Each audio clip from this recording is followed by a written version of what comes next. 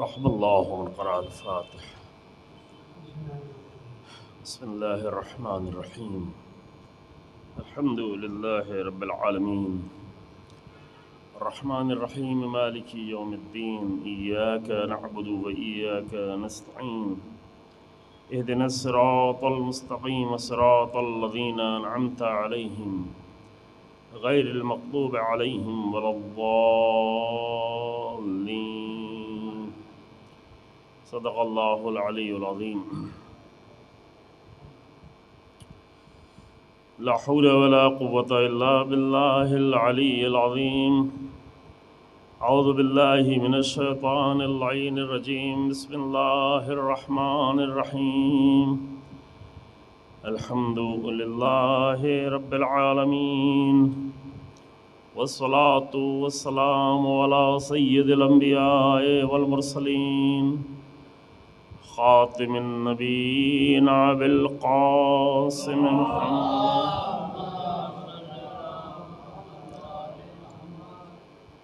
ثم الصلاة والسلام على أهل بيته الطيبين الأطهرين المعصومين المنتجبين الذين أذهب الله عنهم الرجس وطهرهم تطهيرا. اللهم صل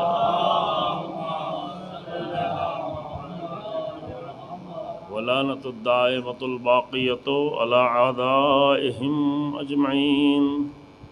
أما بعد، فقد قال رسول الله صلى الله عليه وآله وسلم: من رأى سلطانا جائرا مستحلا لحرم الله ناكثا لعهد الله مخالفا لسنة رسول الله يعمل في عباد الله بالإثم والعدوان فلم يغير عليه بقول ولا فعل كان حقا على الله أن يدخله مدخله. صلوات الله محمد وعلى آله.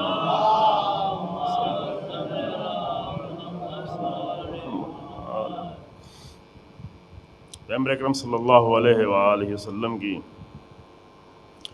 یہ نورانی حدیث جسے امام حسین علیہ السلام نے اپنے سفر کے دوران بیان کی، اور جو کربلا جیسے عظیم تاریخی شہادت کی وجہ قرار پائی کہ کیوں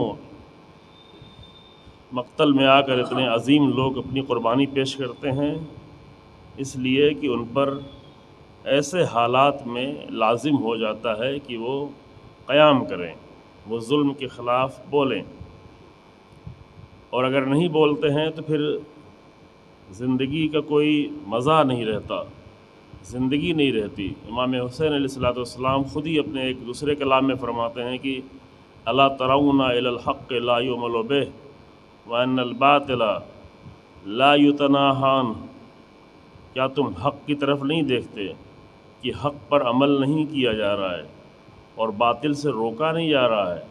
تو ایسے وقت میں ایک مومن کی آرزو یہ ہونا چاہیے کہ وہ اللہ سے ملاقات کر رہے، لقائے پروردگار کی آرزو کرے، کیونکہ جب حق نہ ہو، حق پر عمل نہ ہو، باطل سے روکا نہ جا رہا ہو، ظلم و ستم پھیلا ہوا ہو، تو ایسے حالات میں ایک مومن کی زندگی پھر معنی نہیں رکھتی۔ کس لیے مومن زندہ رہے؟ مومن ایسے حالت میں قیام کرے، مومن ظلم کے خلاف آواز اٹھائے، مومن اگر دین میں تو تبدیلی کی جا رہی ہے، حرام کو حلال یا حلال کو حرام کیا جا رہا ہے، رسول اللہ کی سنتوں کی مخالفت ہو رہی ہے، عہد الہی کو توڑا جا رہا ہے، تو مومن جو ہے وہ خاموش نہیں بیٹھا رہ سکتا۔ یہ امام حسین علیہ السلام نے اپنے عمل کے ذریعے سے، رسول اللہ کی حدیث کے ذریعے سے اور اپنے عمل کے ذریعے سے ثابت کیا، اور قیامت تک کے لیے ایک نمونہ پیش کیا کہ تعداد کی قلت ہی کیوں نہ ہو، افراد کم ہی کیوں نہ ہو، ناصر کم ہی کیوں نہ ہو، ناصر کی کمی، اسلحے کی کمی، افراد کی کمی ہمیں ظلم کے مقابلے میں کھڑے ہونے سے نہیں روک سکتی، ہمیں کمزور نہیں کر سکتی، ہمارے ارادوں کو کمزور نہیں کر سکتی۔ یہ تاریخ کا عظیم نمونہ قائم کیا ہے۔ کربلا فقط ایک واقعہ نہیں ہے، بلکہ کربلا ایک نمونہ ہے بشریت کے لیے کہ جب بھی جہاں بھی جس زمان میں جس مکان میں جس سرزمین پر ظلم اگر سر اٹھا کر بولنے لگے تو وہاں اہل حق کبھی ہی صحیح لیکن ظلم کے مقابلے میں کھڑے ہیں۔ اگر دین کی تبدیلی اور توہین کی جا رہی ہو تو اہل حق اس کے مقابل میں کھڑے ہوں، چونکہ یہ خود ایک بدترین ظلم ہے۔ ظلم فقط یہی نہیں ہے کہ کسی کو مار دیا جائے، کسی کا مال لوٹ لیا جائے، کسی کو کی موب لنچنگ کر دی جائے، ایک بہت بڑا ظلم یہ بھی ہے کہ انسان دین کو تبدیل کر رہا ہو، دین کا منظر بدل رہا ہو، دین کی سنتیں ختم ہو رہی ہوں اور اپنا دین بنا رہا ہو، اپنا دین پیش کیا جا رہا ہو، تو یہ بھی ظلم ہے اور یہ بدترین ظلم ہے، کیونکہ اس ظلم کے اثرات تاریخ میں باقی رہ جاتے ہیں، نسلیں بدلنا شروع ہو جاتی ہیں۔ ابھی آپ دیکھیں، آپ خدا کرے کہ آپ لوگ محفوظ رہیں، ہم اپنے ہی ملک میں دیکھتے ہیں بعض جگہوں پر کہ اس طریقے سے حتیٰ مسخ ہو گئے ہیں، بہت سارے جوان ہمارے مسخ ہو گئے ہیں، مسخ سمجھ رہے ہیں؟ مسخ یعنی حالت بدل گئی، حتیٰ ظاہری حالت بدل گئی ہے، ان کے چہرے، ان کے قیافے، ان کا اٹھنا بیٹھنا، ان کا رہنا سہنا، ان کا جاہل سے بدترین جاہل قسم کے لوگ، البتہ بعض پڑھے لکھے لوگ بھی جاہل بن گئے ہیں جب دین کے بدلے ہوئے دین اور مسخ شدہ دین اور مسخ شدہ نام اس کا شیعت بھی دے لیتے ہیں اور شیعت کی توہین کے سبب بنتے ہیں۔ کچھ لوگ ایسے پیدا ہو جاتے ہیں جو توہین کے سبب بنتے ہیں، مثلا شیعوں میں کچھ لوگ پیدا ہو گئے جو شیعت کی توہین کے سبب بنتے ہیں، اہل سنت میں کچھ ایسے لوگ پیدا ہو گئے جو اہل سنت کی توہین کے سبب بنتے ہیں۔ مثلا اہل سنت میں کچھ لوگ ناصبی پیدا ہو گئے اہل بیت سے جو دشمنی کر رہے ہوتے ہیں، اور شیعوں میں کچھ لوگ غالی پیدا ہو گئے، یہ تھوڑے سے غالی پوری شیعت کی بدنامی کر رہے ہیں، وہ تھوڑے سے ناصبی پوری اہل سنت کی بدنامی کر رہے ہیں۔ اور میں نے بہت پہلے یہ کبھی مشورہ دیا تھا اہل سنت برادران کو، ایسی جگہ جہاں بہت ساری بڑی تعداد میں اہل سنت علماء موجود تھے اور مومنین تھے، وہاں گفتگو کرنی تھی، تو وہاں پہ عرض کیا تھا کہ ہمارے لیے بھی لازم ہے کہ اپنے اندر سے غالیوں کو جدا کر دیں تاکہ شیعت کو بچائیں۔ پہلی کوشش دی ہو کہ ان کی ہدایت کریں، پہلی کوشش یہ کہ ان کو پلٹائیں، پہلی کوشش جو اہل بیت کی کوشش تھی کہ اہل بیت کے زمانے میں بھی کئی فرقے بنے، مسلسل فرقے بنتے گئے، امام زین العابدین علیہ السلام سے لے کر کے اللہم صلی علی محمد یہ آپ لوگ امام کے نام پہ صلوات پڑھ رہے ہیں، اللہم صلی علی محمد۔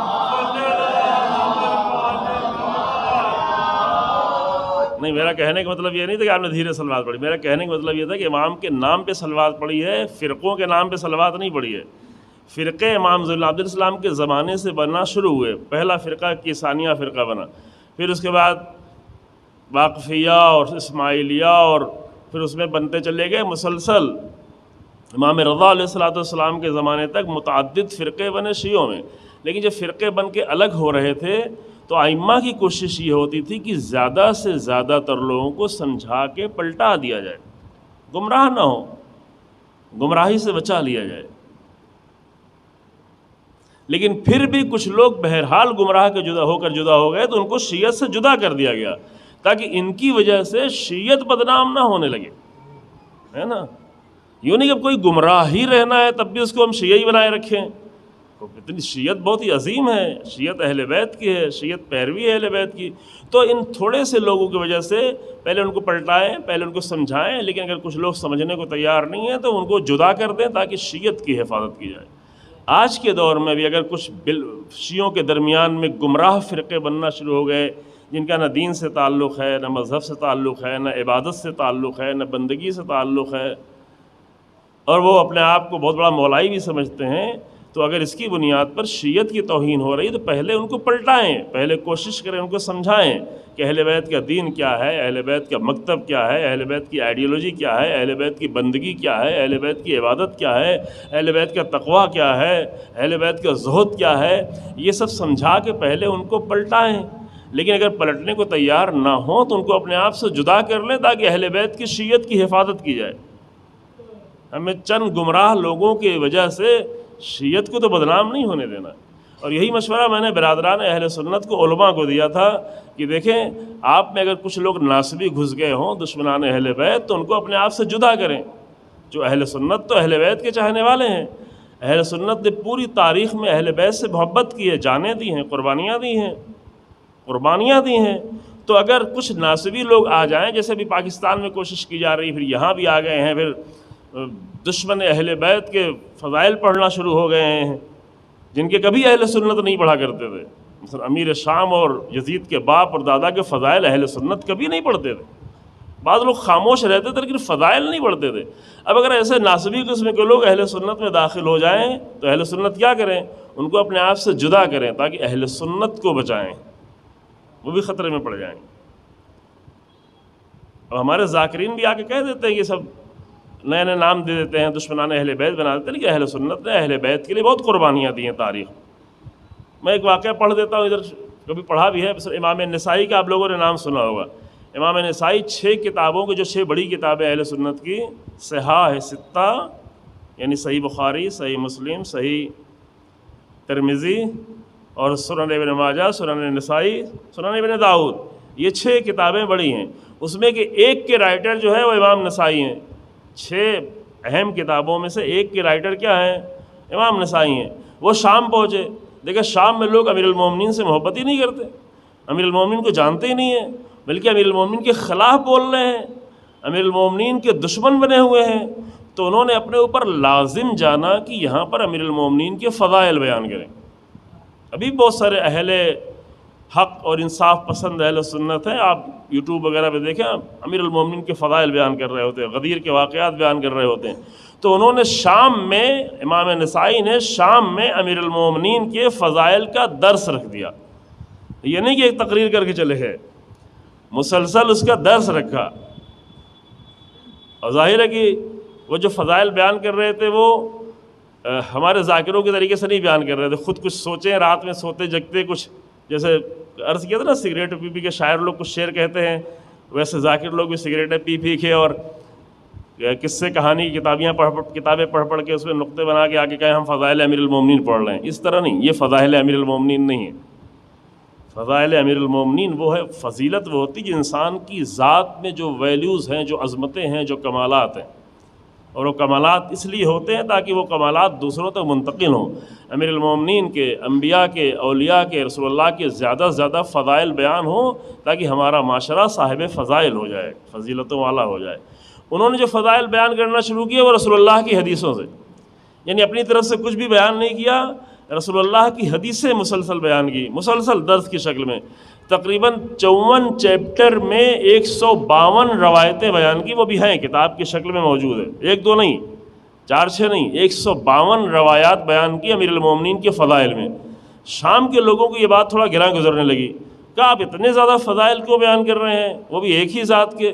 اسی زمانے میں تو شام میں بھی تو کوئی حاکم تھا، جس زمانے میں علی ابن ابی طالب تھے تو یہاں شام میں بھی تو کوئی حاکم تھا، وہ بھی تو رسول اللہ کے صحابی تھے. کہا ان کے بارے میں میرے پاس کوئی حدیث ہے نہیں رسول اللہ کی. امام نسائی نے کہا کہ ہمارے پاس رسول اللہ کی کوئی حدیث فضیلت کی نہیں ہے. کہا کچھ بھی نہیں ہے. کہا ایک حدیث صرف ہے رسول اللہ کی، اور وہ یہ کہ رسول اللہ نے کہا کہ بلاؤ، لوگوں بلانے گئے تو کہا بھی کھانا کھا رہے ہیں. پھر تھوڑی دیر کہا بلاؤ تو پھر لوگ بلانے گئے، کوئی بلانے گیا، پھر کہا کہ پھر کھانا کھا رہے ہیں. تو رسول اللہ نے جو کسی کے لیے بد دعا نہیں کرتے تھے، لیکن رسول اللہ ہر انسان کے ماضی سے بھی آگاہ ہیں، مستقبل سے بھی آگاہ ہیں. لہذا رسول اللہ نے بد دعا کی کہ اس کا پیٹ کبھی نہیں بھرے، فقط اتنا ہی ہے میرے پاس. امام نسائی نے بیان کہ میرے پاس رسول اللہ سے اتنا ہی ہے، اس کے علاوہ اور کچھ نہیں ہے. ادھر امیر المومنین کے فضائل بیان کرتے جا رہے ہیں. تو شام کے لوگوں نے اکٹھا ہو کے مسجد میں ان کو اتنا مارا، اس قدر موب لنچنگ کی کہ ان کو مرا ہوا چھوڑ کے مسجد کے باہر پھینک دیا.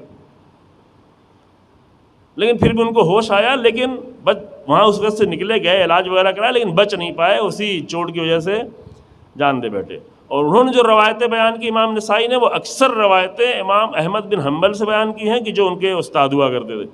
تو تاریخ میں یہ رہا ہے کہ اہل بیت کا عشق یہ ہر مسلمان کی پہچان رہی ہے. یہ غلطی ہمارے ذاکرین نہ کریں کہ اہل بیت کو فقط اپنا بنا کے رکھیں. اہل بیت پوری امت مسلمہ کے لیے ہیں، پوری امت مسلمہ کے نجات دینے کے لیے. یہ ذاکرین بھی ہمارے غلطی نہ کریں نا مومنین کہ کربلا کو اور حسین ابن علی کو فقط اپنا بنا لیں. کربلا سب کے لیے ہے، کربلا پوری امت کے لیے ہے، کربلا پوری امت کی نجات دینے کے لیے، کربلا ہے تاکہ پوری امت اکٹھا ہو کر راہ حسین ابن علی پہ چل کر حقیقی دین کی حفاظت بھی کرے اور ظالموں کے مقابلے میں کھڑی بھی ہو۔ ظلم کے مقابل میں آواز بننا لازم ہے۔ اگر صرف رسموں والی کربلا ہوگی تو ممکن ہے کہ اپنوں سے لڑتے رہیں، شیعہ سنی لڑتے رہیں، شیعہ لڑتے رہیں، سنی لڑتے رہیں، اہل حدیث بریلوی لڑتے رہیں، سب آپس میں لڑتے رہیں، لیکن جب کہا جائے کہ ظلم کے مقابلے میں کچھ بولو تو وہاں خاموش ہو جائیں، کیونکہ ساری انرجی اپنے ہی پہ خرچ کر دی ہے۔ جو بولنا تھا، جو طاقت استعمال کرنی تھی، وہ سب اپنوں ہی پر خرچ کر دی، تو ظالموں کے مقابلے میں کہاں کھڑے ہوں گے؟ قرآن کہتا ہے کہ رسول اللہ اور ان کے ساتھی، ان کے اصحاب کی صفت یہ تھی کہ محمد الرسول اللہ والذین معہ اشداء علی الکفار رحماء بینہم۔ رسول اللہ اور ان کے ساتھیوں کی صفت یہ تھی کہ وہ دشمنوں پر بہت ہی شدید تھے، آپس میں بہت رحم دل تھے۔ یہ قرآن نے صفت بیان کی، والذین معہ یعنی جو ساتھ میں تھے، ساتھ ہی سے صحابی کے لفظ بنا ہوا ہے۔ اگر صحابیت کے معیار پہ دیکھا جائے تو سب سے زیادہ رسول اللہ کے ساتھ کون رہا؟ پیدا ہونے سے لے کے آخری لمحے تک اگر معیار صحابیت دیکھا، ساتھ رہنا۔ لیکن جب پوچھا گیا عبداللہ ابن عمر سے اور کسی اور سے پوچھا گیا کہ اصحاب کے نام بتاؤ بڑے بڑے، انہوں نے بہت سارے نام بتائے، کہا علی بن ابی طالب کا نام نہیں لیا، کہ علی بن طالب اصحاب کا نام نہیں، ابی طالب اہل بیت میں سے، ان کا مقام بلند ہے۔ تو چاہے صحابیت کے معیار پہ دیکھیں، چاہے اہل بیت کے معیار پہ دیکھیں، جو رسول اللہ ہیں، جو رسول اللہ کے ساتھ ہیں، جنہوں نے رسول اللہ سے جتنا زیادہ دین اور آئیڈیالوجی لی ہے، وہ اس بات میں اتنا ہی پختہ ہیں کہ وہ دشمن کے مقابلے میں بہت سخت ہیں، شدید ہیں، اور آپس میں رحماء بینہم، آپس میں رحم دل، آپس میں نہیں لڑتے، آپس میں جنگ نہیں چھیڑتے۔ یہ بنیادی صفتیں ہیں جو اسلام نے معیار دیے ہوئے ہیں عزیزوں۔ تو ہماری گفتگو یہ تھی کہ کربلا جو ہے وہ ظلم کی آواز، خلاف آواز ہے، یعنی یہ کہ جب یہ منظر دکھائی پڑے تو ایک کربلائی انسان کو، چاہے وہ کسی بھی فرقے اور مذہب سے تعلق رکھتا، اگر کربلائی ہے تو مسلمان بھی نہ ہو، ہیں بہت سارے لوگ ہیں جو مسلمان نہیں ہیں لیکن حسین ابن علی کے عاشق ہیں، کربلا سے رابطہ بنا کے رکھے ہوئے ہیں، تو اگر کربلائی کسی حد تک بھی کربلائی ہے تو وہ ظلم کے مقابلے میں کھڑا رہے اور ظلم کے مقابلے میں آواز بن جائے، ہے نا۔ کل میں نے جو آپ کے سامنے عرض کیا، اس کے بعد ایک مرحلہ میں آگے بڑھتے ہیں کہ اگر اب جو یہ آپ کے سامنے پیش کر دیا کہ وہ لوگ جو خاموش اور ساکت رہ جائیں، نہ بولیں، آواز نہ بنیں، اور وہ لوگ جو ظلم کر رہے ہوں، انجام کے لحاظ سے دونوں ایک جیسے ہیں، ہے نا۔ مثال بھی آپ کے سامنے دے دی تاکہ یہ بات واضح رہے، ہماری باتیں بھول جائیں کوئی بات نہیں ہے، لیکن مثال یاد رکھیے گا، ہے نا۔ اب میں تو یہ کہہ نہیں سکتا کہ گھر میں ایک چکی بھی لگا لیں تاکہ جب بھی خاموش رہنے کا دل چاہے تو جا کے وہ چکی دیکھ لیں کہ کہیں نیچے کا پارٹ تو نہیں ہے نا۔ بہت سارے لوگوں کو خاموشی اچھی لگتی ہے، کیا ہم جھنجھٹ میں پڑے ہیں، کیا لوگوں سے بحث کریں، کیا ہم پڑھے لکھے لوگ ہیں، ہم کلچرڈ لوگ ہیں۔ کلچرڈ لوگ یہ نہیں نشانی ہے کلچرڈ انسان کی، پڑھے لکھے لوگوں کی اور موڈریٹ لوگوں کی نشانی یہ نہیں ہے کہ وہ کسی مسئلے میں بولے نہیں، ابھی یہ سب لفظیں بنا رکھی ہیں، بلکہ پڑھے لکھے انسان کی زیادہ ذمہ داری بنتی ہے کہ ظلم کے مقابلے میں بولے۔ ایک پڑھے لکھے انسان کی زیادہ یہ ذمہ داری بنتی ہے کہ دین میں اگر کوئی تبدیلی کی جا رہی تو وہ خاموش نہ بیٹھے، جس طرح امام حسین علیہ السلام نے خود اپنے لیے فرمایا، جو میں نے پرسوں یا نرسوں وہ جملہ پڑھا تھا کہ انا احق بہی بقرابت من رسول اللہ، میں زیادہ اس بات کا حقدار ہوں کہ ظلم کے مقابلے میں کھڑا ہوں، کیونکہ میری قرابت ہے رسول اللہ سے۔ رسول اللہ صاحب علم ہے، اور امام حسین اس علم کے شہر کا دروازہ ہیں، جیسے امیر المومنین دروازہ تھے ویسے امام حسین بھی دروازہ ہیں۔ جس طرح رسول اللہ ظلم کے مقابلے میں کھڑے رہے، ہمیشہ پوری زندگی کھڑے رہے، ویسے حسین بن علی فرما رہے ہیں کہ میں زیادہ حقدار ہوں۔ تو جو انسان جتنا زیادہ پڑھا لکھا ہے اتنا ہی زیادہ وہ ظلم کے مقابلے میں کھڑا ہوگا، یہ نہیں کہ ہم پڑھے لکھے لوگ لوگوں کے درمیان میں کیا جائیں، ہم اپنا کام کریں، اپنا بزنس کریں، اپنی تنخواہ لیں، مزے کریں. یہ نہیں زندگی ہے.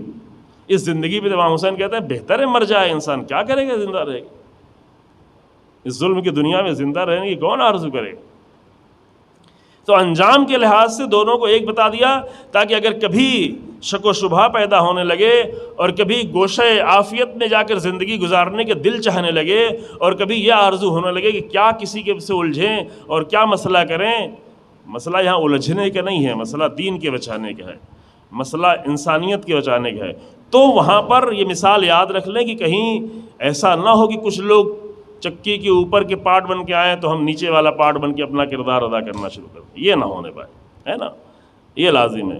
اب اس مثال کے بعد کا جو مرحلہ ہے، اس بات کو اگر سمجھ لیا گیا واضح طور پر، تو اس کے بعد کا مرحلہ یہ ہے کہ اگر کسی کو یہ معلوم ہو جاتا ہے کہ ظالم اور وہ خاموش انسان وہ دونوں ایک ہی جیسے ہو جاتے ہیں انجام کے لحاظ سے، تو پھر کیوں خاموش رہتے ہیں، خاموش کیوں رہتے ہیں؟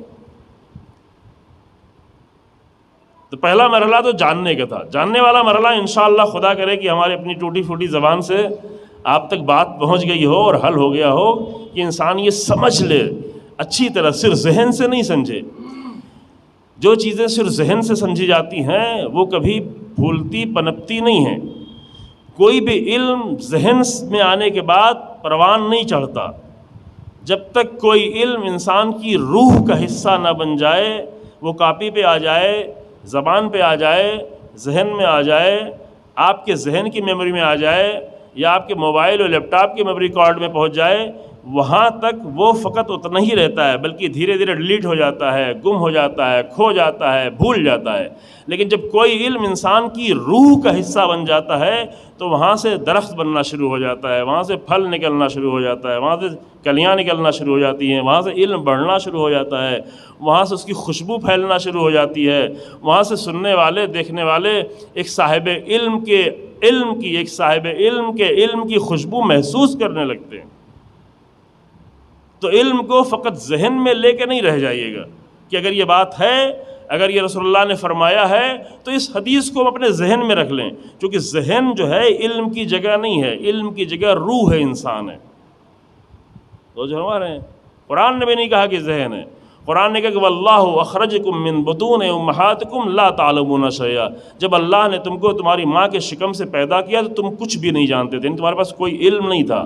پھر اللہ نے کیا قرار دیا؟ وجعل لکم السمع والابصار والافئدۃ لعلکم تشکرون. اللہ نے سماعت قرار دی، سننے کی طاقت، دیکھنے کی طاقت، تاکہ اس کے ذریعے سے علم لو، لیکن رکھو کہاں؟ والافئدۃ، روح میں، دل میں، ذہن میں نہیں. صرف ذہن والا علم دھوکے والا علم ہوتا ہے.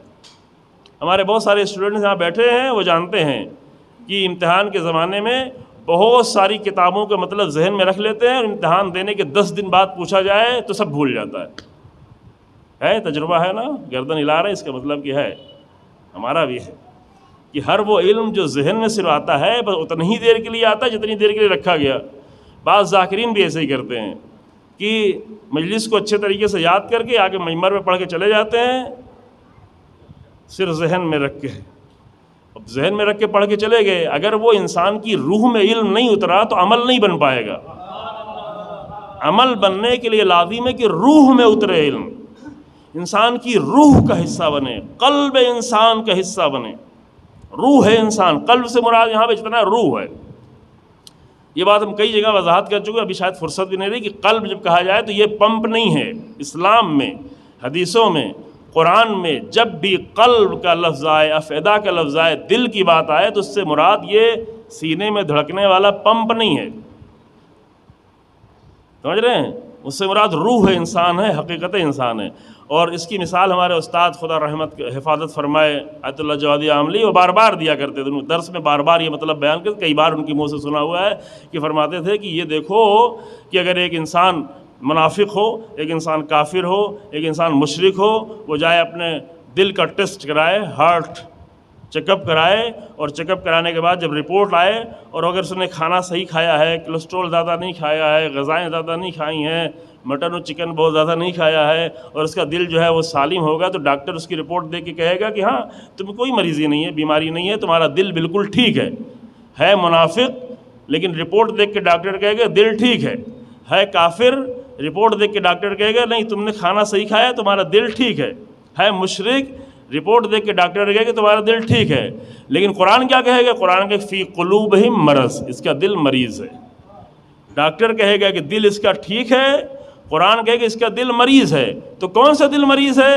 یہ پمپ والا مریض نہیں ہے جس کا کام ہے خون پھینکنا، خون لے کر پھینکنا اور 72 مرتبہ دھڑکنا ہر منٹ میں، اور پورے جسم میں ایک دن میں 24 گھنٹے میں ہزاروں کلو خون، آپ کے ہزاروں کلو خون ہمارے جسم ہے کہاں، وہ ہر منٹ میں جو چلتا رہتا ہے سب ملائیں تو ہزاروں کلو بن جاتا ہے۔ ہزاروں کلو خون باریک سے باریک رگوں تک پہنچانا، ایسی رگیں کہ جو مسلسل تیزی سے وہاں خون آئے، پتھر تو پانی کے ٹپکنے سے ٹوٹ جائے لیکن ان رگوں میں سوراخ نہ ہونے پائے، یہ اللہ نے نظام بنایا ہوا ہے۔ یہ دل ہے انسان کا، لیکن جو روح ہے انسان کی، وہ روح ہے مجموعہ انسان کے علوم کا، انسان کے کمالات کا، انسان کی عظمتوں کا۔ تو روح انسان علم کی جگہ ہوتی ہے۔ یہ خطابت کا نقطہ برادران نہیں سمجھیے گا، اس کو بہت ہی اہم زندگی کا مسئلہ سمجھیے گا کہ کوئی بھی علم اگر آپ کو ملے تو نہ ذہن میں سر رکھیں نہ کاپی میں سر رکھیں، بلکہ اپنی روح میں لے آئیں۔ جب علم روح میں آ جاتا ہے تو وہ عمل بن کے ظاہر ہونا شروع ہو جاتا ہے۔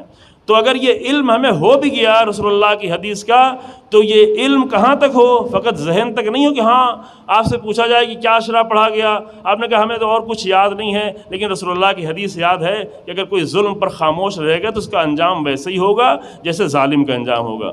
یہ یاد ہونا تنہا کافی نہیں ہے، چونکہ یہ تو بھی بات ذہن میں آئی تھی، یہ اس وقت صاحب کمال بنے گا کہ جب یہ حدیث انسان کے وجود میں آئے، یعنی جیسے ہی وہ ظلم دیکھنے لگے، جیسے ہی وہ دین کی پامالی دیکھنے لگے تو وہاں پر سکوت اختیار نہ کرے۔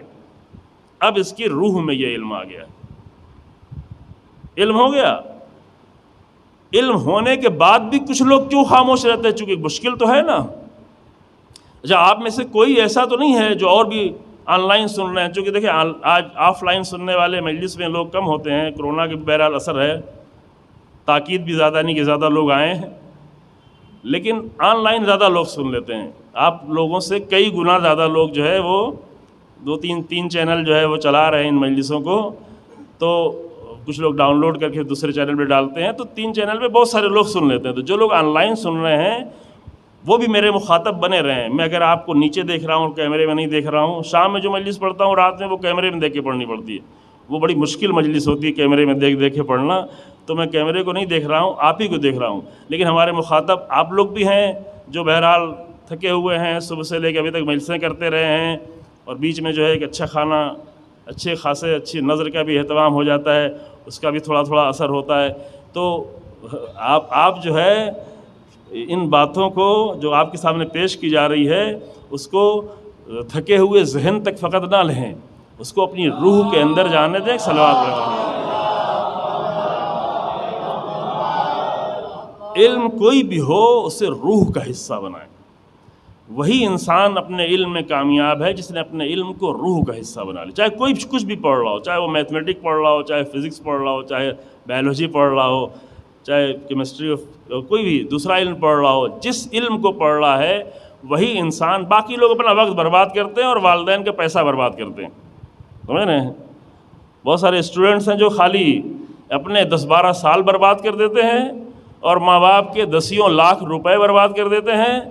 پڑھتے ہیں، اسکول بھی جاتے ہیں، لکھتے بھی خوب ہیں، نوٹس بھی لیتے ہیں، دوستوں سے لیتے ہیں، لیکن اس علم کو اپنی روح کا حصہ نہیں بننے دیتے۔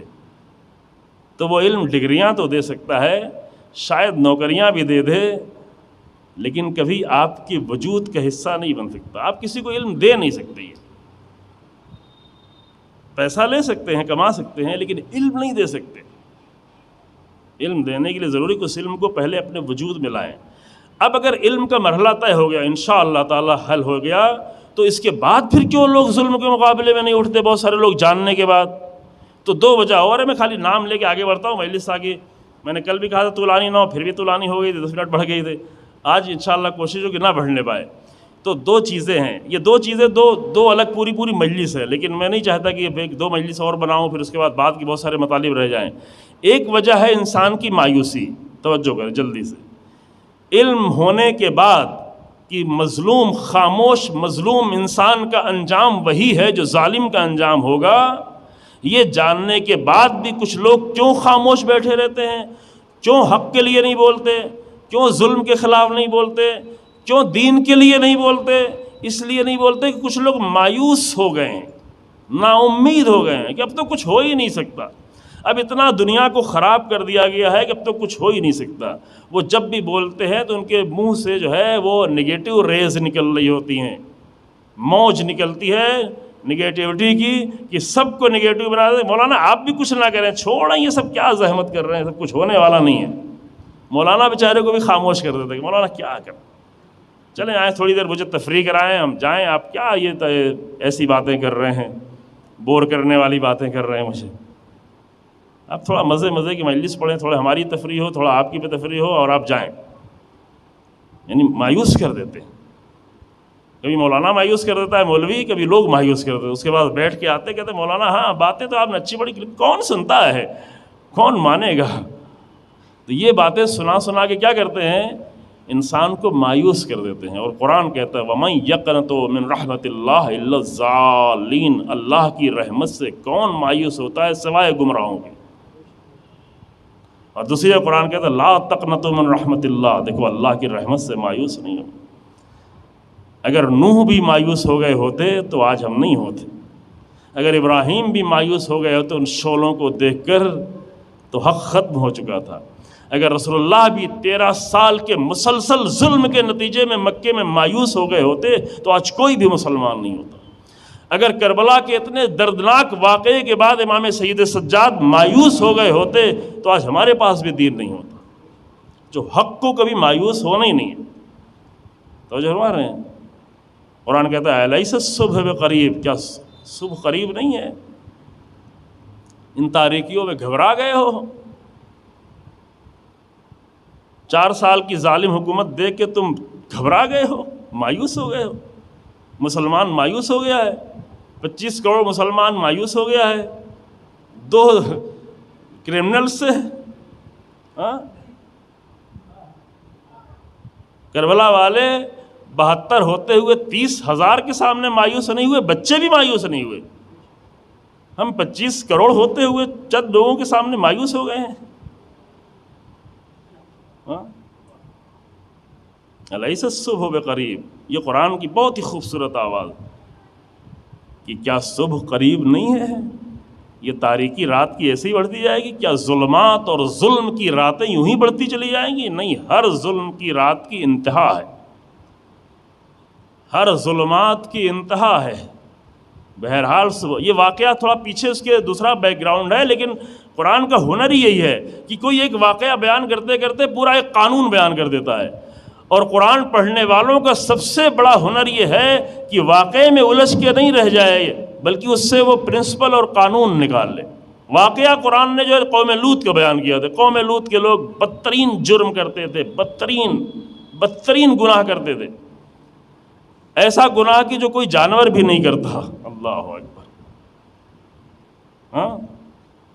قوم لوط جانتے ہیں آپ لوگوں نے سنا ہے نا؟ قوم لوط کے لوگ ایسے گندے گناہ کرتے تھے کہ جو کوئی جانور بھی کرنے کو تیار نہیں، حیوان بھی کوئی کرنے کو تیار نہیں، اور وہ کر کے خوش بھی رہتے تھے. کوئی بھی مہمان آتا تھا پیچھے سے کون آ گیا ہے؟ خوبصورت بھی ہے، ہاں خوبصورت بھی ہے. اللہ اکبر. فرشتے آئے جناب لوط کے پاس، پہلے ابراہیم کے پاس گئے چونکہ ابراہیم ولی تھے، ابراہیم اللہ کے ولی تھے، اور جناب لوط ابراہیم کے انڈر میں تھے. چونکہ ایک زمانے میں ولی فقط ایک ہوتا ہے، حاکم فقط ایک ہوتا ہے، باقی لوگ اس کے ماتحت ہوا کرتے ہیں. تو جناب ابراہیم اللہ کے ولی تھے، امام تھے. جناب لوط جو ہے ان کے بھتیجے یا بھانجے بھی ہوتے تھے، وہ حضرت ابراہیم کے ماتحت تھے، دوسری زمین پہ تھے، وہاں گئے تھے تبلیغ کرنے کے لیے. تو وہاں فرشتے پہلے ابراہیم کے پاس آئے کہ آئے تو ہیں عذاب لے کے، لیکن پہلے اللہ کے ولی سے اجازت تو لے کے جائیں. عذاب اللہ کی طرف سے، لیکن پھر بھی ابراہیم کو بتا کے جائیں. قانون ایک ہوتا ہے، ایک پروٹوکول ہوتا ہے، الہی پروٹوکول یہ کہ بھئی ابراہیم کو جب میں نے اپنا بنایا ہوا ہے نمائندہ، تو اگر قوم لوط پہ عذاب بھی ڈالنا ہے تو پہلے ابراہیم کو اطلاع دے دیں. اب ابراہیم اتنے رحم دل انسان ہیں کہ قرآن کہتا ہے یجادلنا فی قوم لوط، قوم لوط کے بارے میں ابراہیم اس سے لڑنے لگے، مجادلہ کرنے، اے اللہ تھوڑا اور چھوڑ دے دے، تھوڑا اور مہلت دے دے۔ قرآن نے کہا نہیں، ان کے ظلم اتنے زیادہ ہیں، ان کے گناہ اتنے بد ہیں کہ انہیں اب چھوڑا نہیں جا سکتا۔ اب آپ یہ کیمرے کے ذریعے سے اور لوگ سنیں گے، بہت سارے ہندوستان کے لوگ شاید یہ گناہ ہی نہ لگے، جب ہمارے سپریم کورٹ نے اس کو الاؤ کر دیا ہے۔ ابھی ہمیں سپریم کورٹ کی باتیں زیادہ سمجھ میں آتی ہیں، قرآن کی باتیں نہیں سمجھ میں آتی ہے نا۔ بعض لوگ ابھی جیسے کرونا دور چل رہا ہے، عزاداری کر رہے ہیں، وہ کیا کوئی گائیڈ لائن آ جائے، کوئی گائیڈ لائن آئے، گائیڈ لائن تو پہلے آ چکی ہے، ایک عمومی گائیڈ لائن آ چکی ہے کہ لوگوں کو کس طرح رہنا ہے، اس کی لوگ رعایت بھی کر رہے ہیں، دور دور بیٹھ رہے ہیں، کم لوگ شریک ہو رہے ہیں، یہاں بھی دیکھیں کمی لوگ شریک ہوئے ہیں، تو وہ تو لوگ رعایت کر رہے ہیں۔ اب کیا یہ زبردستی کہ نہیں اور بھی گائیڈ لائن دو، فلاں اور گائیڈ لائن دو؟ میں نے سنا بعض جگہوں پہ گاؤں گاؤں میں لوگ تھانے پہ جا رہے ہیں، پولیس مجھے بتاؤ ہمیں کیا کرنا ہے۔ تم اپنی عزاداری کرو، تمہیں پولیس سے کیا لینا دینا ہے؟ تم حسین ابن علی کو یاد کرو، اپنے تعزیے رکھو، اپنے علم اٹھاؤ، تم کہاں بار بار تھانوں میں جا رہے ہو، یہاں جا رہے ہو، وہاں جا رہے ہو، ہمیں گائیڈ لائن دو۔ جتنا آج گورنمنٹ کی گائیڈ لائن کی ہمیں پرواہ ہے، اگر حسین ابن علی کی دی ہوئی گائیڈ لائن سمجھ میں آتی تو آج ظالم رہ ہی نہیں جاتے، جو رسول اللہ گائیڈ لائن دے چکے ہیں۔ حسین ابن علی وہ گائیڈ لائن بیان کر کے کہ دیکھو جب بھی کوئی ظالم اٹھے تو اس کے مقابل میں تمہارا کھڑا ہونا لازم ہے۔ حسین ابن علی کی گائیڈ لائن کی کوئی پرواہ نہیں ہے، اور حکومت کی گائیڈ لائن کی بڑی فکر، گائیڈ لائن نہیں مل رہی، گائیڈ لائن کتنی گائیڈ لائن، اپنی عزاداری کرو۔ ایک قانون بتا دیا گیا ہے، رعایت کرنا ہے، احتیاط کرنا ہے، دور دور بیٹھنا ہے، زیادہ لوگ نہیں اکٹھا ہونا، وہ آپ سب کر رہے ہیں۔ پھر گھر میں ہم کیا کر رہے ہیں، اپنے گھر والوں کو اکٹھا کر کے کیا کر رہے ہیں؟ اس سے پولیس سے کیا لینا دینا، اس سے گورنمنٹ سے کیا لینا دینا؟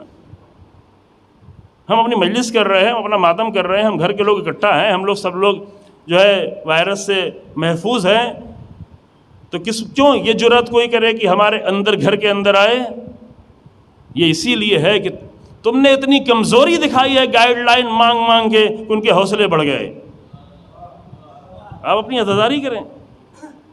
ہمارے پاس قرآن کی دی ہوئی گائیڈ لائنز ہیں، ہمارے پاس رسول اللہ کی دی ہوئی گائیڈ لائن ہیں، ہمارے پاس کربلا کی دی ہوئی بہت ساری گائیڈ لائنز ہیں کہ ہمیں کیسے رہنا ہے، کیسے چلنا ہے، کیسے اٹھنا ہے، کیسے بیٹھنا ہے، کس کے مقابل میں کھڑا ہونا ہے، کس کے ساتھ رحمدلی سے پیش آنا ہے۔ یہ حسینی گائیڈ لائنز، اس کا خیال کر لیں، باقی اتنی کمزوری نہیں دکھائیں۔ یہ کمزوری کیوں دکھاتے ہیں؟ چونکہ لوگ گھبرا گئے ہیں، لوگ مایوس ہیں، اور قرآن کہتا ہے کہ مایوس نہیں ہوں۔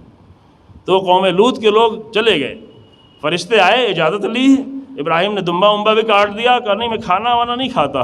تو ابراہیم پریشان ہو گئے، کہا میں کھانے والا آدمی تھوڑی نہیں ہوں، میں تمہارا دمبا کھانے نہیں آیا ہوں، تم اور مہمانوں کو اپنے کھلانا، میں فرشتہ ہوں، ہم فرشتے لوگ ہیں، ہم کھانے اور نہیں آئے، یہ اپنا دمبا رکھو، ہم جا رہے ہیں وہاں۔ اور گئے تو دیکھا کہ اتنے سارے خوبصورت لوگ جناب لوط کے گھر میں داخل ہو رہے ہیں۔ یہ گندی ذہنیت کے لوگ لوط کے دروازے پہ آ کے کھڑے ہو۔ قرآن نے 3 جگہوں پہ یہ واقعہ تفصیل سے بیان کیا۔ گندی ذہنیت کے لوگ، ہوسران لوگ، حیوان سے بدتر لوگ۔ ابھی آج کے کلچر میں ایسے حیوانوں کو بھی اپنے پاس بٹھایا جاتا ہے، ایسے لوگوں کے پاس لوگ بیٹھ کے کھانا کھاتے ہیں۔ کیسے کھانا کھاتے ہیں، کیسے اس سے بات کرتے ہیں، ایسے نجس لوگوں کو۔ تو دیکھا کہ لوط کے گھر میں اتنے خوبصورت لوگ آ رہے ہیں، آگے دروازے پہ لوط آپ کے مہمان آئے ہیں، بڑے اچھے مہمان ہیں، بڑے خوبصورت ہیں۔ جناب لوط نے آ کے سمجھانا شروع کیا، آخر بیٹیاں ہیں میری، تم ان کے ساتھ شادی کرو، نیچرل زندگی جیو۔ کہ نہیں تم تو جانتے ہو کہ بیٹیوں سے مجھے کچھ لینا دینا نہیں۔ اللہ ہو، یہ قرآن کی آیتیں، میں اپنی طرف سے ایک لفظ نہیں بول رہا ہوں، یہ آیتیں ترجمہ کر رہا ہوں۔ اور کہہ رہے یہ تو اناس یتطہرون، یہ تو بہت بڑے پاک لوگ ہیں، یہ پاک لوگ نہیں چلیں گے یہاں پر۔ یہ لوط جو ہے یہ بڑے پاک ہیں، یہ پاک انسان یہاں نہیں چلے گا۔ تو ٹھیک ہے، پاک انسان نہیں چلے گا تو اللہ ایسے نجس لوگوں کو نہیں رہنے دے گا، اور ان کو تباہ کر دیا، پورا الٹ پلٹ دیا۔ جناب لوط سے کہا تم یہاں سے نکل جاؤ، اور اپنی بیوی کو بھی یہیں چھوڑ دو، یہ بھی اس لائق نہیں ہے کہ تمہارے ساتھ جائے، اسے بھی یہیں چھوڑ دو۔ اور اب یہ پورا واقعہ بیان کرنے کے بعد کہ وہ نجاست کے ظلمات میں اور تاریکیوں میں پھنسا ہوا معاشرہ یہ نہ سمجھ لے کہ یہی نجاستیں ہمیشہ جاری رہیں گی، وہاں پہ قرآن کہتا ہے الیس الصبح بقریب، واقعہ تو کسی قوم کا ہے، لیکن قانون قرآن نے ہمیشہ کے لیے بیان کیا۔ جب بھی کسی طرح کی تاریکی پھیلنا شروع ہو جائے اور ظلم و ستم پھیلنا شروع ہو جائے تو قرآن کے اس قانون کو یاد رکھنا، الیس الصبح بقریب، کیا صبح قریب نہیں ہے؟ حکومتیں آتی رہیں گی، جاتی رہیں گی، بدلتے رہیں گے، صبح آنے والی ہے، صبح آ کے رہے گی۔ کم سے کم جو امام زمان کے منتظر ہیں وہ کبھی مایوس نہیں ہوں، انہیں مایوس ہونے کا حق نہیں ہے۔ لوگ مایوس ہو جائیں تو ہو جائیں، لیکن جو لوگ امام مہدی، میں نے امام زمان کہہ دیا، امام زمان صرف لفظ شیعوں کا لفظ ہے، لیکن امام مہدی کہیں تو یہ شیعہ سنی سب کا لفظ ہے، چونکہ شیعہ سنی سب امام مہدی کے منتظر ہیں۔ یقینی مسئلہ ہے یہ، بالکل متواتر، یعنی 100% یقینی مسئلوں میں سے ایک یہ ہے کہ تمام مسلمان امام مہدی کے منتظر ہیں۔ تو جو امام مہدی کے منتظر ہوں وہ تو ظلم کے اوپر مایوس ہو کے نہیں بیٹھ سکتے، ہے نا۔ جو امام مہدی نام ہی ہے امید کی کرن کا، امام مہدی ہے ہی ہے کہ کمزور لوگوں میں روشنی پیدا کرتا رہے، یہ نہیں کہ جب آئے گا تو امید پیدا کرے گا، نہ، اس کا نام ہی کمزور لوگوں میں امید پیدا کرتا رہے۔ ایسے نہیں امام مہدی یعنی 15 شعبان کو جشن منا لیا اور عریضے ڈال لیے۔ امام مہدی کو اپنے روح سے اگر سمجھیں، فقط قصیدوں سے نہیں، تو امام مہدی یعنی ہماری پوری زندگی کی امید، معاشروں کی امید، ظلم و ستم کی دنیا میں عدل کی امید، باطل دنیا میں حق کی امید۔ تو جو اس امام کے منتظر ہیں وہ کبھی مایوس ہو ہی نہیں سکتے۔ بس میں نے اتنی بھی یہ بات تمام کر دی، چونکہ یہ بڑا موضوع ہے، امید اہم موضوع ہے، ضرورت ہے۔ آج بہت سارے لوگ کرونا کی وجہ سے کمزور ہو گئے ہیں، نوکریاں چھوٹ گئی ہیں، پیسے نہیں رہ گئے ہیں، تجارت کمزور پڑ گئی ہے، ادھر ادھر ہو گئے ہیں، تو بہت سارے لوگ مایوس ہو گئے ہیں، بہت سارے لوگ اسٹریس کے شکار ہو گئے ہیں، بہت سارے جوان بیماری کا شکار ہو گئے ہیں۔ نہیں، ایک مومن ہے تو وہ مایوس نہیں ہو، مشکلات میں راستے ڈھونڈے، کوشش کرے گا تو اللہ کا وعدہ ہے کہ وہ راستہ کھلتا چلا جائے گا، حتیٰ یہی رزق کا راستہ۔ کوشش کرنا ایک انسان کا کام ہے، راستہ کھولنا اللہ کا کام۔ رزق کے راستے وہ اس طریقے سے رزق دے گا، یرزقہم من حیث لا یحتسب، وہ اس طرح سے رزق دے گا انسان گمان بھی نہیں کر رہا ہوتا کہ یہاں سے بھی مجھے رزق مل سکتا ہے، ایسا بھی ہو سکتا ہے، اللہ کی ذات یہ۔ تو پہلا فیکٹر تھا عدم آگاہی، یعنی جانکاری کا نہ ہونا۔ دوسرا فیکٹر ہے کہ لوگ ظلم کے مقابلے میں کیوں نہیں کھڑے ہوتے؟ کیونکہ مایوس کر دیا گیا، مایوس کر رہے۔ ظالموں کا ایک کام یہ ہے کہ لوگوں کو مایوس کر دیں، ان کو مایوس کر دیں کہ پھر وہ بولیں ہی نہیں، اتنا زیادہ مایوس کر دیں کہ پھر بولنے کی ہمت ہی ختم ہو جائے، ہے نا۔ ایک مرتبہ پیٹرول کا ریٹ بڑھے گا، 2 مرتبہ بڑھے گا، بولو بھائی بولو بھائی بولو بھائی۔ جب 50 مرتبہ ریٹ بڑھتا چلا جائے گا، آدمی مایوس ہے، بھائی یہ تو اب کچھ ہو ہی نہیں سکتا، کیا کیا جائے۔ یہ طریقے ہوتے ہیں، یہ حربے ہوتے ہیں ظالموں کو، اتنا زیادہ لوگوں پہ ظلم کیا جائے، اتنا زیادہ ان کا مال چھینا جائے، اتنا زیادہ ان کو پریشان کیا جائے کہ آخر میں مایوس ہو کے کہ اب تو کچھ فائدہ ہی نہیں، چھوڑو۔ سب تو یہ کہہ سکتے ہیں، لیکن ایک مومن کبھی مایوس نہیں ہو سکتا، ٹھیک۔ دوسری چیز کا میں نام لیتا ہوں، ایک واقعہ بیان کرتا ہوں، بات کو مصائب تک لے آتا ہوں۔ تیسرا جو اہم فیکٹر ہے کہ جو انسان کو ظلم کے مقابلے میں کھڑے نہیں ہونے دیتا اور روکتا ہے، وہ ہے خوف۔ اب خوف بہت بڑا موضوع ہے، میں نہیں معلوم، تھوڑا خالی اشارہ کریں۔ خوف، انسان خوف زدہ ہو جاتا ہے تو حتیٰ طاقت ہوتے ہوئے بھی نہیں کھڑا ہو پاتا۔ خوف زدہ لوگوں کے پاس طاقت بھی ہو، اسلحہ بھی ہو، انرجی بھی ہو، سب کچھ ہو، لیکن اگر خوف زدہ ہو گئے ہیں، تعداد بھی زیادہ ہو، تو وہ لوگ ڈرے ہوتے ہیں، سہمے ہوتے ہیں۔ مثلا ابھی ہماری کوئی تعداد تو اتنی کم نہیں ہے، لیکن ڈرا دیا گیا ہے۔ تو ممبر کی ایک ذمہ داری یہ بھی ہے کہ لوگوں کے دل سے خوف نکالے، جس طرح رسول اللہ نے خوف نکال دیا تھا کہ تم تھوڑے سے لوگ ہو، غریب لوگ ہو، پورا مکہ تمہارے مقابلے میں ہے، 1000 لوگ آئے ہیں جنگ بدر میں، تم 313 ہی لوگ ہو، ان کے پاس بہت سارے اسلحے ہیں، تمہارے پاس اسلحے نہیں ہیں، ان کے پاس گھوڑے اور اونٹ ہیں، تمہارے پاس گھوڑے اور اونٹ نہیں ہیں، لیکن تمہارے پاس ایمان ہے، اور ایمان ہے تو تمہیں خوفزدہ ہونے کی ضرورت نہیں ہے۔ ان کے پاس اسلحے ہیں، تمہارے پاس تمہارا پروردگار ہے، تو کون طاقتور ہے؟ کون زیادہ قوی ہے؟ بعض لوگ حساب جب لگاتے ہیں تو یہ حساب لگاتے ہیں کہ مثلا فلاں ملک کے پاس اتنا اسلحہ ہے، امریکہ کے پاس تو اتنا زیادہ ہے، ایران کے پاس تو اتنا سا ہے، بس حزب اللہ کے پاس تو یہ چھوٹے چھوٹے میزائل ہیں، اسرائیل کے پاس تو آئرن ڈوم ہے اور ایٹم بمس ہیں، وہاں اتنا اسلحہ، یہاں اتنا کم اسلحہ. یہ جتنا بھی حساب لگاتے ہیں، آپ اپنے چینلوں بھی سنتے رہتے ہوں، جب بھی کچھ مسئلہ ہوتا ہے آ کر وہ انالائز کرنا شروع کرتے ہیں اور سب باطل انالائز ہوتی. کیوں؟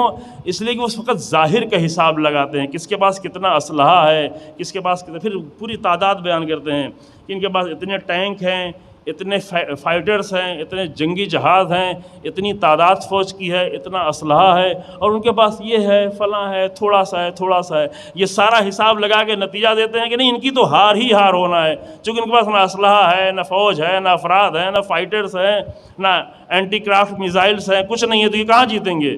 لیکن وہ جب حساب لگا رہے ہوتے ہیں تو اس میں یہ نہیں دیکھتے کہ یہاں سب کچھ ہے لیکن یہاں کم اسلحوں کے ساتھ ایمان ہے. کم اسلحے ہیں لیکن ایمان ہے، کم اسلحے ہیں لیکن توحید ہے، کم اسلحے ہیں لیکن اللہ ہے، کم اسلحے ہیں لیکن حسینیت کی آئیڈیالوجی ہے، کم اسلحے ہیں لیکن کربلا ہے، کربلا کی یاد ہے. یہ جب حساب لگائیں تو یہ سپر پاورز بہت کمزور نظر آتے ہیں، اور ہمارے کہنے پہ سمجھ میں نہ آئے تو پوری تاریخ اٹھا کے دیکھ لیں. تو کم ہو کر بھی اگر انسان خوف زدہ ہو جائے، زیادہ ہو کر بھی خوف زدہ ہو جائے تو وہ ہار جاتا ہے.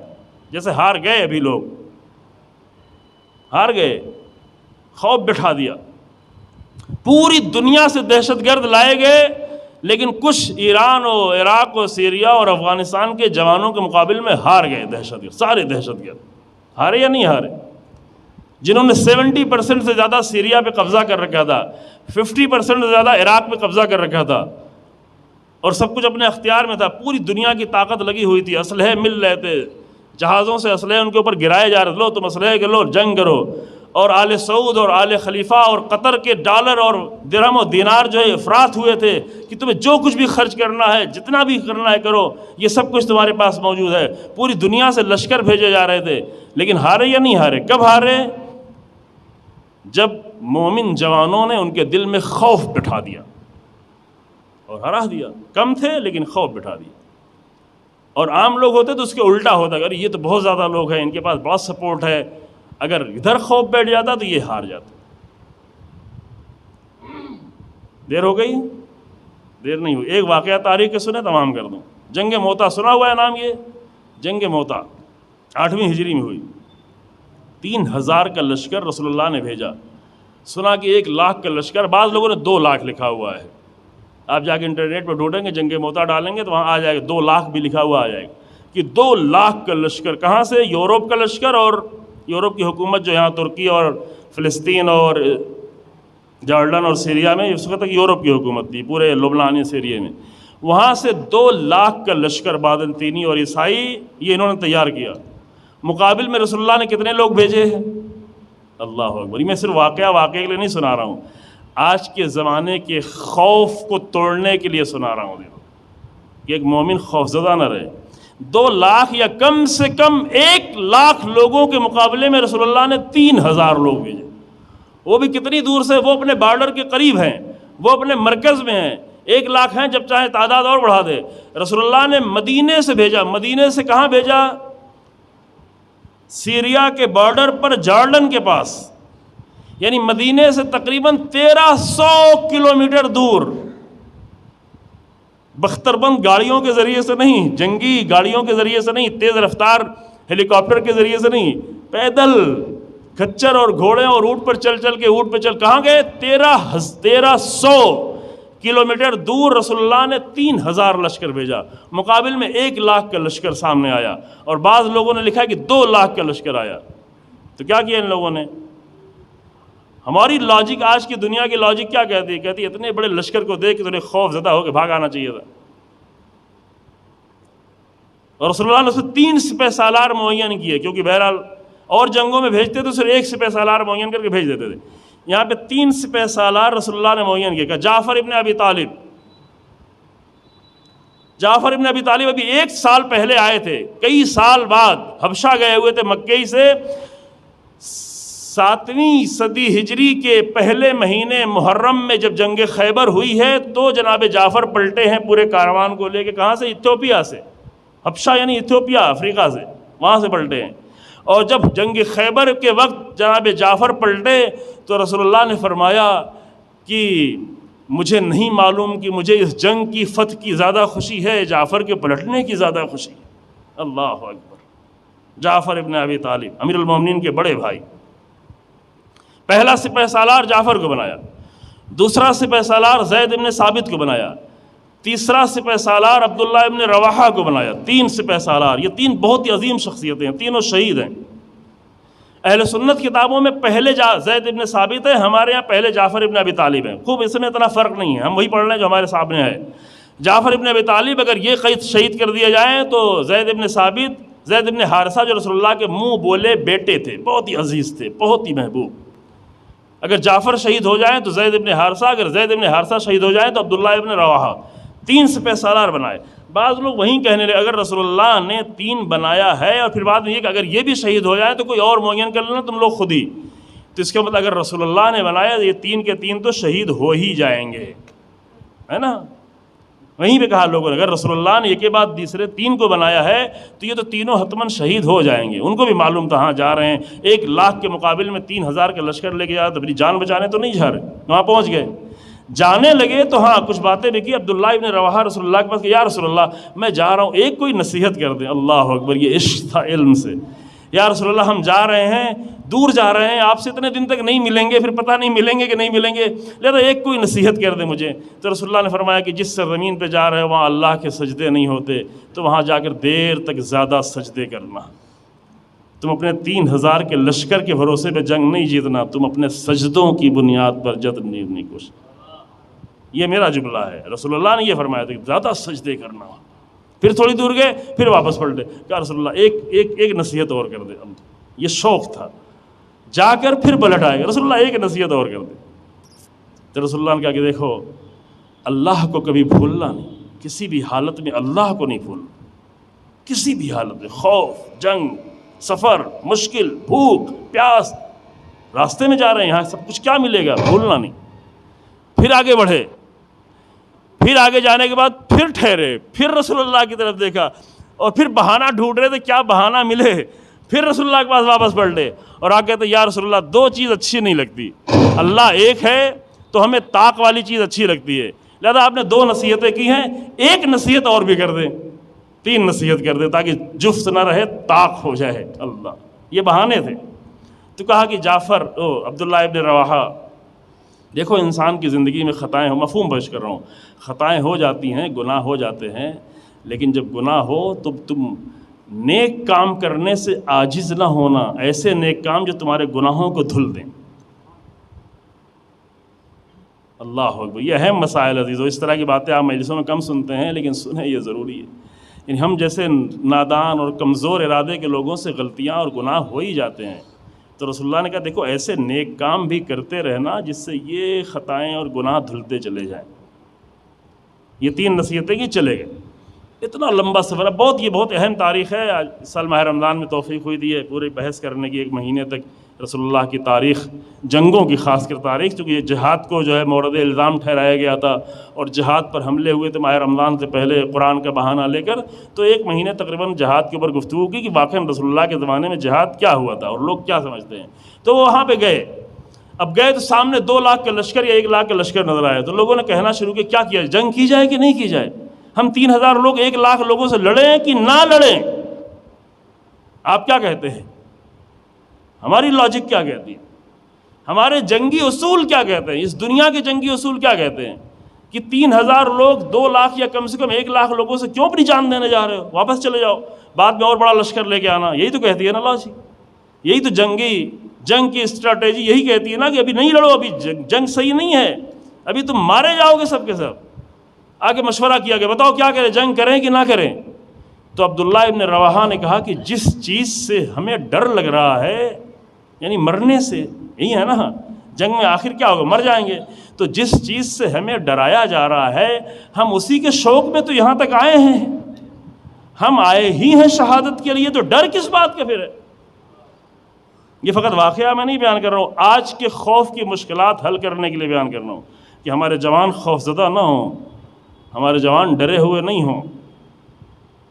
عبداللہ ابن رواحہ کے منہ سے یہ جملہ نکلا کہ جس چیز سے ہمیں ڈرایا جا رہا ہے، ڈر ہے جس چیز کا، ہم اسی کے شوق میں آئے ہیں، ہم تو آئے ہی ہیں شوق شہادت میں، تو جب شوق شہادت میں آئے ہیں تو ڈر کس بات کا؟ تو جا کے حملہ کر دیا، لڑ گئے 3000 لوگ، کم سے کم 1,00,000 لوگوں سے لڑ گئے۔ اور آپ جا کر گوگل پہ بھی سرچ کر لیجیے کہ تاریخ بھی پڑھ لیجیے گا کہ اس پورے لشکر میں صرف 9 یا 12 لوگ شہید ہوئے، اور دشمن لشکر میں 10,000 لوگ، ہلچل مچ گئی کہ 3,000 لوگ کہاں لڑنے آ گئے، ایسے بڑھ بڑھ کے حملے کر رہے تھے کہ فوج میں ایک ہلچل کوہرام مچ گیا، آپس ہی میں ایک دوسرے کو کچلنے اور لڑنے اور مارنے لگے۔ یہ کیا ہو گیا؟ سوچا ہی نہیں تھا کہ یہ آگے ہم سے لڑیں گے، ہم سے لڑیں گے۔ اور ادھر رسول اللہ مسجد میں بیٹھے ہیں، مسجد نبوی میں بیٹھے ہوئے ہیں اور بیان کر رہے ہیں کہ دیکھو جعفر نکلے ہیں، جعفر جنگ کر رہے ہیں، جعفر حملے کر رہے ہیں، حملے کرتے کرتے زخمی ہو گئے، دیکھو جعفر کا ہاتھ کٹ گیا، دیکھو جعفر شہید ہو گئے۔ 1300 کلومیٹر دور سے رسول اللہ جنگ موتا کا منظر بیان کر رہے ہیں، دیکھو جعفر شہید ہو گئے، رسول اللہ کی نگاہیں دیکھ رہی ہیں، اصحاب سن رہے ہیں، جعفر شہید ہو گئے۔ زید ابن حارثہ نے پرچم اٹھا لیا، زید ابن حارثہ لڑ رہے ہیں، زید ابن حارثہ زخمی ہو رہے ہیں، زید ابن حارثہ شہید ہو گئے، تو عبداللہ ابن رواحہ نے پرچم اٹھا لیا، عبداللہ ابن رواحہ جنگ کر رہے ہیں، اور اب دیکھو عبداللہ ابن رواحہ بھی شہید ہو گئے۔ یہ مسجد نبوی سے رسول اللہ جارڈن کے بارڈر کا منظر بیان کر رہے تھے، جنگ موتا اس طرح ہو رہی ہے۔ پھر اس کے بعد ایک بوڑھا انسان اٹھا، اس نے پرچم کو اٹھا لیا، کہا پرچم اٹھائے کوئی، یہ پرچم لے، کوئی لینے والا نہیں تھا، کون اپنی طرف سے اٹھائے؟ تو اس بوڑھے نے ایک اور جوان کے حوالے کر دیا جو ابھی نیا مسلمان ہوا تھا، خالد ابن ولید۔ بعد میں وہ نہیں رہ گیا، بعد میں بہت تبدیلی آ گئی، لیکن اس وقت بہرحال مجاہد تھا، اس کے حوالے کہ تم لڑو، کہا نہیں آپ بزرگ آپ اٹھائے، کہا نہیں تم جوان ہو تم لڑو، تم پرچم اٹھاؤ۔ اور لے کر اتنی جنگ کی کہ ان کے دل میں خوف بٹھا دیا۔ 3,000 لوگوں نے 1,00,000 کے لشکر پہ خوف بٹھا دیا، اور خوف بٹھا کے پھر اپنے لشکر کو بچا کے لے کے واپس بھی چلے آئے۔ واپس آئے تو لوگ مدینے میں بڑا ہنگامہ کہ تم واپس آئے ہی کیوں؟ ان کو بائیکاٹ کرنے لگے، بات نہیں کرتے تھے کہ تم لوگ واپس کیوں آئے، رسول اللہ نے بھیجا تو واپس کیوں آئے؟ تو رسول اللہ نے کہا نہیں غلط نہیں کیا، ٹھیک کیا، آ گئے، رہنے دو، ان کو الزام نہیں دو، انہوں نے کچھ غلط نہیں کیا، جنگ کر کے آئے ہیں۔ اگر جنگ کر کے نہ آتے تو، اگر آج کے انالائز کے مطابق دیکھا جائے کہ 3,000 لوگوں کو 1,00,000 لوگوں کے مقابل میں جنگ نہیں کرنا چاہیے تھی، تو وہ ڈر کے واپس چلے آتے۔ اگر وہ ڈر کے واپس چلے آتے تو یہ 1,00,000 کا لشکر دندناتا آتے، آگے بڑھتے بڑھتے مدینے پہ حملہ کر دیتا کہ یہ ڈرے ہوئے لوگ ہیں، ان کو چھوڑو نہیں، ان کو مار دو۔ ان 3,000 لوگوں نے جب 1,00,000 لوگوں سے جنگ کر لی تو ان کے دل میں خوف بٹھا دیا کہ جب یہ تھوڑا سا لشکر ایسا ہے تو مدینے کیسے جایا جا سکتا ہے؟ اب تو نہیں جایا جا سکتا۔ پھر اس کے 1 سال بعد رسول اللہ نے 30,000 کا لشکر تیار کیا، اپنے ساتھ لے کے گئے جنگ تبوک میں فرمایا اے علی کیا تم کو مجھ سے وہ منزل نہیں حاصل ہے جو موسیٰ کو ہارون سے دی؟ یہ وہاں کا واقعہ ہے جو علی کو چھوڑ کے گئے تھے۔ امیر المومنین کو جنگ تبوک میں اپنا جانشین بنا کے گئے تھے، اپنا جانشین جنگ تبوک میں مدینے میں بنا گئے تھے۔ لوگوں نے ان کو تانا دینا شروع کیا، علی آپ عورتوں کی حفاظت کرنے کے لیے آئے ہیں، آپ عورتوں کی حفاظت کریں گے یہاں بیٹھ کے؟ تو ایک منزل تک رسول اللہ جا بھی چکے تھے، امیر المومنین پیچھے گئے، یا رسول اللہ کیا یہ ممکن نہیں ہے کہ ہم بھی آپ کے ساتھ چلیں؟ ہم تو جنگ کے مجاہد ہیں، ہم تو جنگ کرنا چاہتے ہیں، ہم تو آپ کے رکاب میں شہید ہونا چاہتے ہیں۔ کیا اما ترضى یا علی، کیا علی تم اس بات پہ راضی نہیں ہو کہ تم مجھ سے ویسے ہی نسبت رکھتے ہو جیسے موسیٰ ہارون سے رکھا گیا، ہارون موسیٰ سے رکھا؟ اللہ، یہ جنگ تبوک۔ تو یہ واقعہ میں نے اس لیے بیان کیا عزیزو کہ ظلم کتنا بھی بڑھ جائے، رسول اللہ کی امت کے ایک مومن کو یہ حق نہیں ہے کہ وہ خوف زدہ ہو، وہ خوف زدہ نہ مایوس ہو، نہ خوف زدہ ہو۔ مایوس ہوگا تو بھی بیٹھ جائے گا، خوف زدہ ہوگا تو بھی بیٹھ جائے گا، لیکن اگر مایوس نہیں ہوگا، اگر خوف زدہ نہیں ہوگا تو صرف 72 ہی لوگ ہوں گے، پوری دنیا کی طاقت اور سب سے بڑی حکومت کے مقابل میں آ کے کھڑے ہو جائیں۔ اور کھڑے کس کے ذریعے سے ہوں گے؟ کون کون ہیں؟ یہ نہیں کہ بہت بڑے سب عباس نہیں آ گئے ہیں، کس کے ذریعے؟ اسی لشکر میں 2 چھوٹے چھوٹے بچے بھی ہیں۔ حسین کا لشکر یہ ہے، حسین کے لشکر میں 13 سال کا بچہ ہے، 11 سال کا بچہ ہے، 10 سال کا بچہ ہے۔ کون 72 کا لشکر لے کے آئے حسین؟ ہاں ٹھیک ہے، 10 11 13 سال کے بچے ضرور ہیں لیکن خوفزدہ نہیں ہیں، مایوس نہیں ہیں، بس اتنا سا مسئلہ ہے۔ اور محمد خوفزدہ نہیں، جناب قاسم مایوس نہیں ہے، مایوسی کے ساتھ انہوں نے جنگ نہیں کی۔ یہ بچے جا جا کے اتنے لوگوں کو مار دیتے تھے، مایوس لوگ کہیں گے اب تو ہم کیا کر لیں گے، آؤ مجھے مار دو، ختم، کہانی ختم۔ ان کے ہاتھ بھی نہیں اٹھیں گے، ہاتھ شل ہوتے نظر آئیں گے۔ جب حوصلے پست ہو جاتے ہیں تو ہاتھ بھی کمزور پڑ جاتے ہیں، بازو بھی کمزور ہو جاتے ہیں۔ لیکن کربلا میں جو بچے گئے تھے وہ مایوس نہیں تھے، خوفزدہ نہیں تھے، اس لیے اون محمد بڑھ بڑھ کے حملے کر رہے، اس لیے بڑھ بڑھ کے حملے کر رہے تھے کہ بڑی مشکل سے اجازت ملی تھی۔ مامو جان کے چہرے کو جا کر حسرت بڑی نگاہوں سے دیکھا کرتے تھے۔ ادب مانے تھا، اہل بیت کا ادب انہیں کچھ بولنے تو نہیں دے رہا تھا کہ کیسے میں ماموں سے کچھ کہوں، ماموں مجھے جا رہا ہوں، میں جنگ کرنے جا رہا ہوں۔ اہل بیت ہیں، اہل بیت کے گھرانہ ہے، یوں نہیں کہ جنگ کرنے جا رہے ہیں، بڑا کام کرنے جا رہے ہیں، جذباتی بن گیا کہ نہیں میں جنگ کرنے جاؤں گا، میں تلوار اٹھا کے جاؤں گا۔ بعض ذاکرین اس طرح سے پڑھتے ہیں، نہیں، وہ باادب لوگ ہیں، فقط آ کر ایک ملتمسانہ نگاہ اٹھائے ہوئے ہیں، ایک شہادت کے میدان میں جانے کی اپنی آنکھوں سے بھیک مانگ رہے ہیں۔ حسین ابن علی سے یہاں پہ بھیک مانگنے کا لفظ بہت اچھا لگتا ہے، پیسے کی بھیک نہیں مانگ رہے ہیں، پیاسے ہیں پانی نہیں مانگ رہے ہیں، بھوکے ہیں کھانا نہیں مانگ رہے ہیں، تھکے ہوئے ہیں آرام نہیں مانگ رہے ہیں، دھوپ کی شدت ہے سایہ نہیں مانگ رہے ہیں، پھر کیا مانگ رہے ہیں؟ دھوپ مانگ رہے ہیں، مقتل میں جانا مانگ رہے ہیں، زخم مانگ رہے ہیں۔ اور حسین ابن علی کے چہرے پہ اس طرح نگاہ کر رہے ہیں کہ مامو جان آپ میری طرف دیکھ لیں اور میری نگاہوں کو خود ہی پڑھ لیں اور مجھے مقتل میں جانے کی اجازت دے دیں، یہی مانگ رہے ہیں۔ ادب رکاوٹ بن رہا ہے، کچھ کہہ نہیں پا رہے ہیں، لیکن حسین ابن علی دیکھ تو رہے ہیں بار بار، لیکن کیسے مقتل میں انہیں جانے دیں، ان کی نگاہوں کو پڑھ رہے ہیں۔ لیکن یہ بہن کے چھوٹے چھوٹے نوجوان سے بچے، عبداللہ ابن جعفر بھی یہاں پر نہیں ہیں، باپ بھی یہاں نہیں ہے، کیسے حسین رخصت کریں، کیسے اجازت دیں؟ لہذا ان بچوں کو اپنی ماں کا سہارا لینا پڑا، اے میری ماں اس مشکل کو آپ حل کریں، ہم تو مامو جان سے کچھ نہیں کہہ سکتے،